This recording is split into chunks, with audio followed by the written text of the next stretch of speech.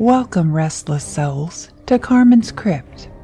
I'm Carmen Carrion, keeper of forgotten tales and curator of nightmares. You've wandered into my domain, where each week I unearth a fresh horror from the depths of human imagination. In these darkened halls, stories wait like hungry shadows. Each tale we've collected whispers of terrors both ancient and new. From crumbling mansions where something skitters behind the walls, to that strange text message you received at 3 a.m. from a number that shouldn't exist. So gather close. The candles are lit, the shadows grow long, and the witching hour is upon us. Are you prepared to face what lurks in the darkest recesses of Carmen's Crypt? Lock your doors, still your nerves, and remember, here, every fear comes alive. This is Carmen's Crypt. Your sanctuary of scares awaits. Nurse Ellie Kain had been with Evergreen Hospice for 27 years. She wore her compassion like her starched white uniform, meticulously maintained, always presentable. Her colleagues admired her unwavering composure, the way she could hold a dying patient's hand without flinching. The gentle way she explained to families what to expect in those final hours. They called her an angel of mercy, this silver-haired woman with kind eyes and calloused hands that had eased the passage of over 800 souls. What they didn't know was that Ellie had developed a peculiar expertise over those decades. It started with a pattern she noticed during her third year. Whenever a patient had less than 48 hours left, corvids would gather. Crows, ravens, magpies. They would perch silently on windowsills, power lines, or tree branches outside the patient's room, never making a sound, just watching with their glassy black eyes that reflected nothing and seemed to swallow everything. At first, Ellie had dismissed it as coincidence. Birds gathered everywhere, after all. But after the 10th patient, the 20th, the 100th, she could no longer deny the correlation. She began to watch for them, these dark harbingers. 1 bird meant approximately 1 week. 5 birds indicated 3 days. By the time more than 100 appeared, the patient had less than 24 hours. The numbers never lied. Over time, she began documenting the phenomenon in a notebook with clinical precision. Patient name, time of first bird sighting, species count, time of death. She developed a morbid fascination with their silent vigil, these feathered witnesses to humanity's final moments. Sometimes she wondered what they saw as life slipped away. Were they messengers, collectors of souls, or simply aware of something humans couldn't perceive? Ellie never spoke of her observations to colleagues. Once, when a young nurse remarked on the unusual number of crows outside a terminal patient's window, Ellie had simply nodded and suggested closing the blinds to keep the room more peaceful. The patient died 17 hours later, exactly as the bird count had predicted. She had just mentally cataloged her latest patient's details when she went to bed that night, pulling the curtains closed against the autumn chill. Mrs. Abernathy, first crow sighted at 2:14 p.m., 12 birds by sundown, expected death between 8 and 10 a.m. tomorrow. Ellie woke suddenly at 3 a.m., a familiar prickling sensation creeping up her spine. Something had pulled her from her sleep. Not a sound, but a presence. When she turned to her bedroom window, a single crow stared back at her through a gap in the curtains, its obsidian eye reflecting the moonlight. For the first time in her career, Ellie Kain felt true fear. Marty Dean considered himself an unremarkable man. At 42, he had a stable job in accounting, a modest home in the suburbs, and a rescue dog named Buster. His life followed predictable patterns. Coffee at 6:30 a.m., walk with Buster at 7, At his desk by 8:15, home by 5:45, microwave dinner, television, and bed by 10:30.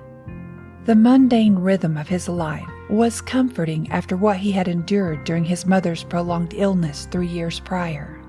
The erratic hospital visits, the unpredictable crises, the constant state of anxious alertness, which was why the crow perched on his mailbox Monday morning struck him as odd, but not concerning. It was larger than most crows he had seen, with feathers so black they seemed to absorb the morning light rather than reflect it. Buster barked at it, hackles raised, straining against his leash. But the bird remained still, watching them exit the house for their morning walk with an unnatural stillness. "It's just a bird, boy," Marty said, tugging Buster along. Still, he glanced back twice before turning the corner, and both times the crow was watching, its head pivoting to follow their movement. Tuesday morning, 5 crows lined his fence. They followed his movements with synchronized head turns. Buster refused to go into the yard, whining and backing away from the door. Martin had to drag him out for his morning business, the dog's tail tucked firmly between his legs. "They're just birds," Marty repeated, more to himself than to Buster. But even he felt uneasy under their collective gaze. Something about their stillness felt deliberate, almost expectant. By Wednesday, a dozen birds occupied his yard, mostly crows, with a few ravens interspersed among them. They perched on his garage, his car, the small maple tree in his front yard. Marty found himself rushing to his car, keeping his head down as though avoiding eye contact might make them less real. At work, he Googled large gatherings of crows and learned the term murder, a murder of crows. The word sent a chill through him. That evening, his neighbor Sandra called over the fence as he hurried from his car to his front door, keys fumbling in his hands. "Got some kind of bird problem, Marty? Never seen anything like it around here. Maybe you should put up a feeder, draw them away from the house." Marty forced a laugh that sounded hollow even to his own ears. "Maybe they like my new mulch. Probably digging for worms or something." Maybe," Sandra said, sounding unconvinced. "Just strange that the numbers keep growing and all. My grandmother would have said it's an omen."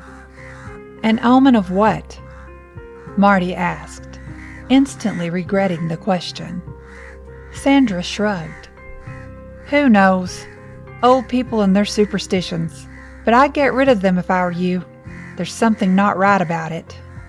By Friday, 30 birds surrounded his property. Marty found himself avoiding windows, keeping the blinds drawn.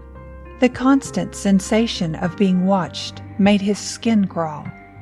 That night, unable to sleep, he scrolled through local news on his tablet, seeking distraction. A name in the obituaries caught his eye. Eleanor Ellie Kain, 62, veteran hospice nurse, died peacefully in her home on Tuesday. The memory hit him like a ton of bricks. Nurse Kain had cared for his mother in her final weeks, her quiet efficiency and genuine kindness the only bright spot in that terrible time.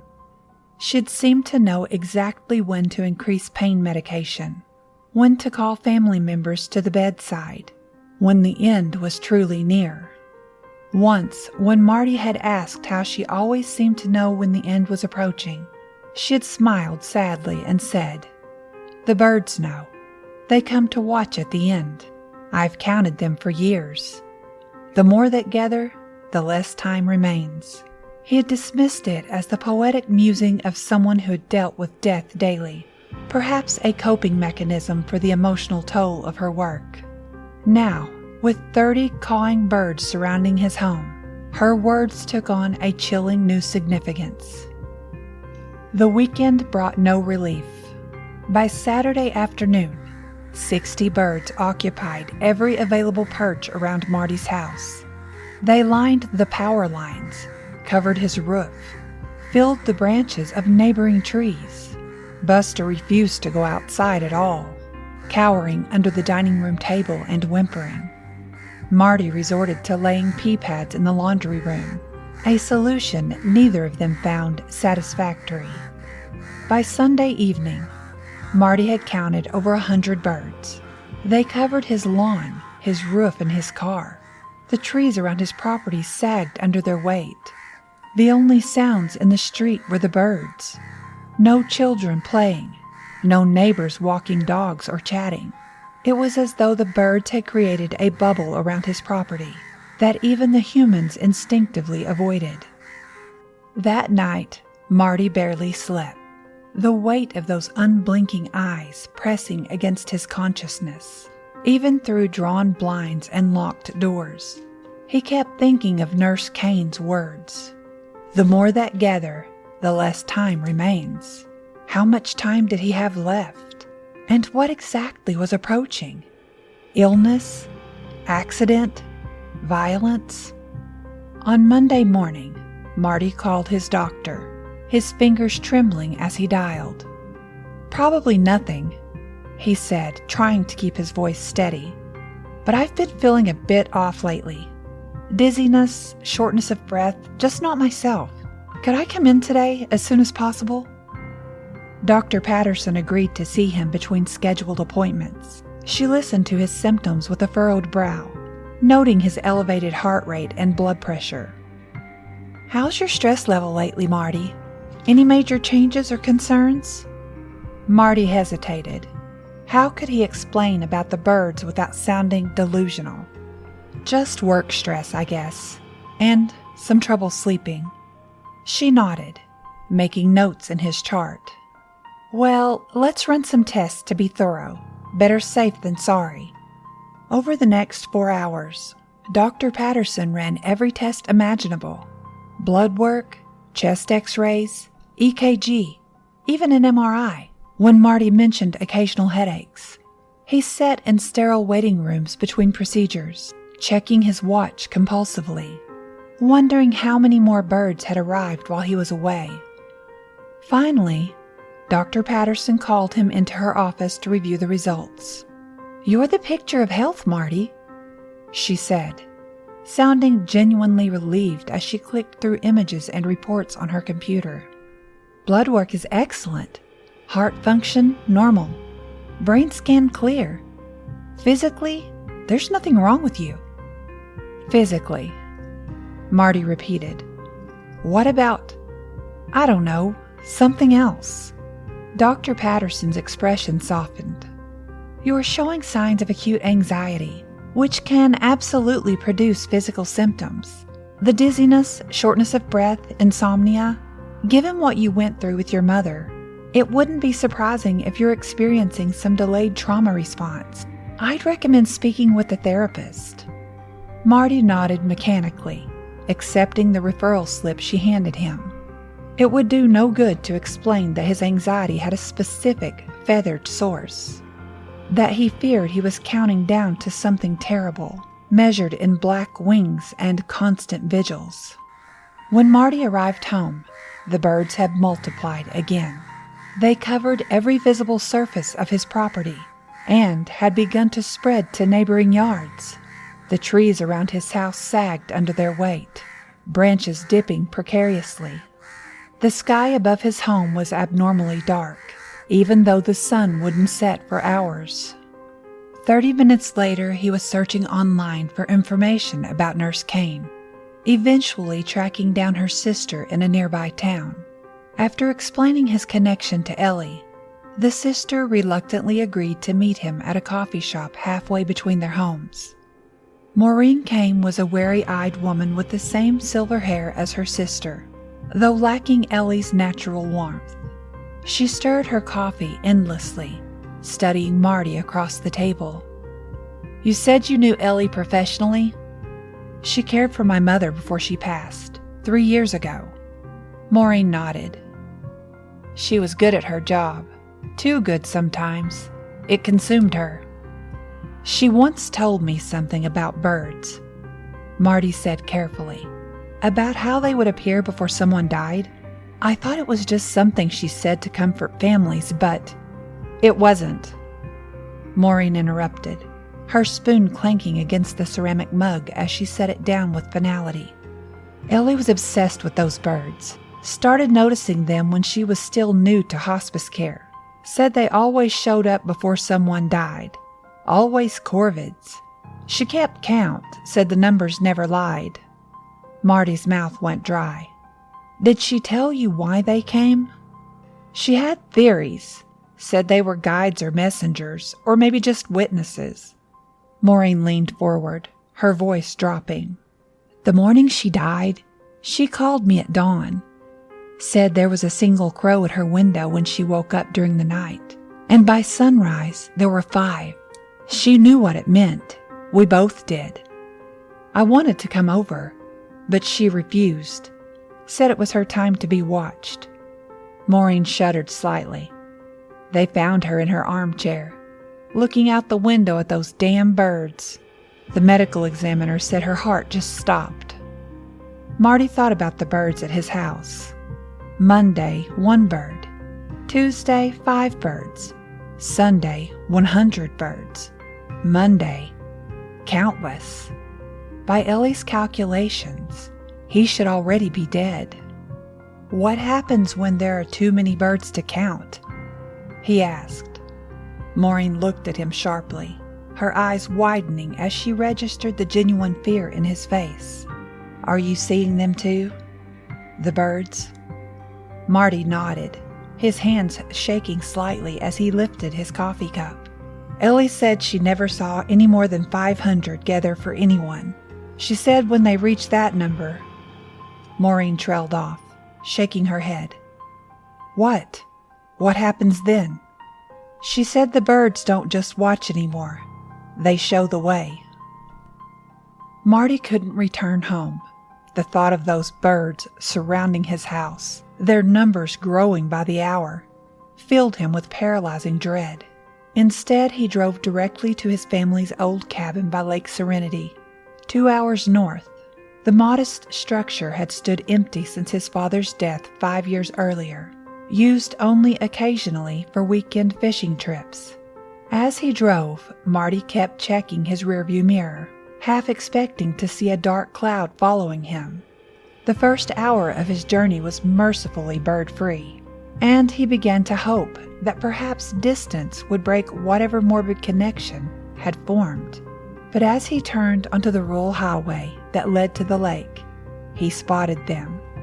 First, a few isolated shapes against the sky, then dozens, then hundreds, streaming behind his car like a living shadow. By the time he reached the cabin, the trees surrounding it were black with feathers and beaks. They settled on the roof, lined the porch railing, perched on his car. They were completely silent, and that was more terrifying than any noise could have been. A loaded, expectant hush, as though the world were holding its breath. Marty hurried inside, slamming and locking the door behind him. The cabin was musty from disuse, dust motes dancing in the beams of late afternoon sunlight streaming through grimy windows. He drew the curtains closed without unpacking, unable to bear the sight of those watching eyes. He paced the small living room, mentally tallying his visitors. Approximately 500 birds, maybe more. Though he'd received a clean bill of health, Marty knew with bone-deep certainty that he was running out of time. Whatever was coming for him, illness, accident, or violence, it was close now. Hours away, not days. He considered calling someone. Maureen, Dr. Patterson, even 911. But what would he say? I'm being watched by birds and I think it means I'm going to die? They'd think he was having a psychotic break. Perhaps he was. Marty barely slept, dozing fitfully in the old armchair, startling awake at every creak of the cabin's aged timber. Dawn brought no relief, only the knowledge that he could no longer hide inside. Something was pulling him toward the door, an inexorable pressure that built in his chest until it was physically painful to resist. When Marty finally stepped onto the porch, the birds closest to him shifted, creating a narrow pathway through their masses. The movement was synchronized, deliberate. Hundreds of birds moving as one organism to form a corridor leading away from the cabin, into the dense woods beyond. "This is crazy," he muttered, but his feet carried him forward, as if of their own volition. The birds parted before him, the path extending with each step he took. None made a sound, but their collective presence created a strange pressure in the air, a humming silence that seemed to push him forward. The path led deeper into the forest, away from the lake and the road. Marty had explored these woods countless times throughout his life. Fishing trips with his father, hiking excursions with friends, solitary walks during the difficult months after his mother's death. He knew these trees, these paths, or thought he did. After 20 minutes of walking, the bird-lined path led to a small clearing, one Marty had never encountered despite 30 years of family vacations at this cabin. The birds remained at the perimeter, a dark border surrounding an eerily empty circle of land. Late morning sunlight filtered through the canopy, illuminating dancing dust motes and pollen in the still air. That's when Marty felt it. A presence. Not the birds. Something else. Something watching from deeper in the woods. The hair on his arms stood up as twigs snapped somewhere behind the tree line. A scent reached him, unfamiliar and musky. The birds remained utterly silent, but the air grew heavy with anticipation. Marty took a step backward, then another. Something moved in the shadows between the trees. Something too large to be a bird, too deliberate to be the wind. Marty realized with sudden clarity that his death wouldn't come from disease or accident. It would come from whatever was emerging from the woods, drawn to him, just as he had been drawn to this clearing. The birds hadn't been predicting his death. They had been orchestrating it, leading both him and his killer to this predetermined meeting place. He turned to run, but found birds blocking his retreat. They hadn't moved exactly, but the path that had led him here was gone, replaced by an impenetrable wall of feathers and beaks. The only open path led forward, toward the rustling shadows. Marty's heart hammered against his ribs as a figure began to take shape at the edge of the clearing. Tall, gaunt, dressed in dark clothing that seemed to absorb the dappled sunlight. The face was ordinary in a way that was somehow more terrifying than any deformity would have been. This was a human monster, not a supernatural one. "Who's there?" Marty called, his voice trembling. The figure stepped fully into the clearing. A man, perhaps 50, with weathered skin and eyes as dark and empty as the birds. In his right hand, something metallic caught the light. A hunting knife, its blade worn from frequent use. "They brought you to me," the man said, his voice hoarse as though rarely used. "Just like the others. They always know who's next." The birds watched, impassive, as Marty took one reluctant step forward, then another, leaving the relative safety of the clearing center.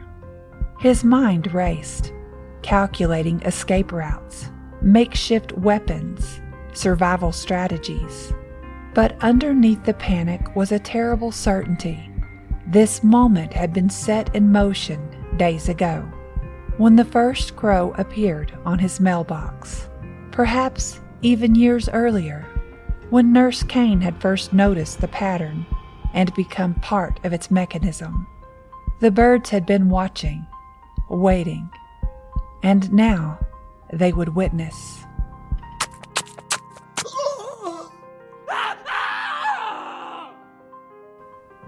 They found Marty's body 3 days later when his employer reported him missing. The lake search team discovered him in the clearing, 5 miles from his cabin. The official cause of death was attributed to multiple stab wounds and one cut to the neck that nearly took off his head. Though the investigation yielded no suspects or witnesses, the killer had been methodical, almost ritualistic in his approach. Certainly not his first victim, according to the grim-faced detective who processed the scene. The accounts of those who found him varied wildly. The first responders swore the sky was black with birds, hundreds of them, maybe thousands, while his partner insisted there hadn't been a single bird in sight. The search team coordinator reported an unusual number of crows in the area, while the medical examiner saw nothing out of the ordinary. The only detail on which everyone agreed was the expression frozen on Marty Dean's face, one of absolute, unmitigated horror. Not just fear of death, but the deeper horror of recognition, of understanding the mechanism of his demise in his final moments. They never caught the killer. 3 more bodies had been found in similar clearings over the past year, each bearing the same ritualistic wounds, each discovered only after days or weeks in the elements. Local papers dubbed him the Woodsman and warned hikers and campers to travel in groups and remain vigilant. No one connected the deaths to the birds. At Lakeside Apartment, 20 miles from where Marty's body was found, Elaine Simmons noticed a crow perched on her balcony railing as she sipped her morning coffee. She thought it strange. She lived on the 14th floor, and birds rarely ventured so high. The crow watched her with unnatural stillness, its head tilting slightly as though assessing her. By evening, there were 5.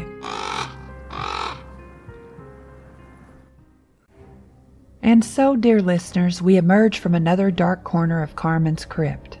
But remember, the horrors you've heard tonight are merely echoes of the terrors that await in the shadows of your own mind. If you enjoyed your stay in the crypt, why not invite a friend to join us next week? After all, fear is best when shared. Leave a review if you dare, or share your own tales of terror on my social media. Who knows, your nightmares might just become my next story.